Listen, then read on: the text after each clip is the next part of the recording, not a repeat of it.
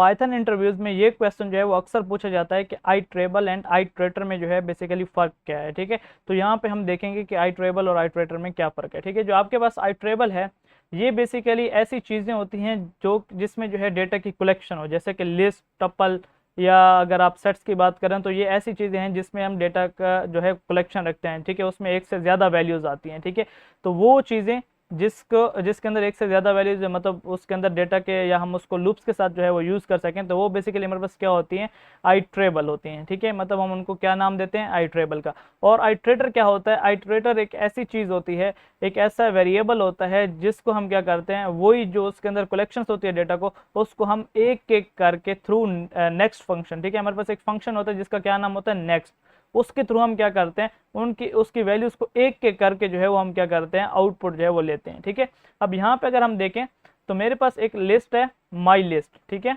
मैंने यहाँ पे एक लिस्ट बनाई माई लिस्ट, और उसके अंदर मैंने वैल्यू डाली 1 2 3। ठीक है, अब ये मेरे पास क्या है, ये मेरे पास आईट्रेबल है। क्यों? क्योंकि इसके अंदर एक से ज्यादा वैल्यूज है, मतलब यहाँ पे डेटा का कलेक्शन है। ठीक है, हम इसको लूप्स के साथ जो है वो यूज करते हैं। ठीक है, अब यहाँ पे मैंने एक बनाया आईट्रेटर। आप आईट्रेटर जो है वो किस तरह बनाते हैं, यहाँ पे आप कोई भी वेरिएबल का नाम देते हैं। मैंने यहाँ पे आईट्रेटर जो है वो नाम दे दिया, क्योंकि हम जो है मैं इसी टर्म को जो है वो यूज कर रहा हूँ, तो मैंने आप लोगों की आसानी के लिए जो है इसका नाम जो है वो क्या रख दिया, आईट्रेटर। यहाँ पे आप इसका कोई भी नाम दे सकते हैं। ठीक है, इस वेरिएबल को। ठीक है, अब मैंने यहाँ पे एक आईट्रेटर जो है वो रखा, और मैंने यहाँ पे एक फंक्शन यूज किया आईटर।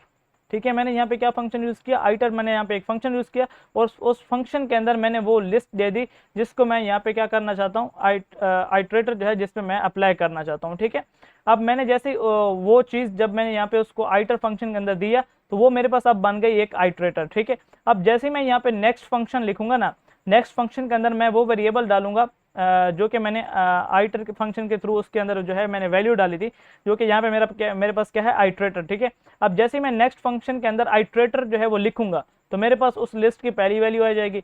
फिर मैं अगर उस प्रिंट फंक्शन में नेक्स्ट के थ्रू जो है वो आइट्रेटर लिखूंगा, मेरे पास उस लिस्ट की दूसरी वैल्यू आ जाएगी।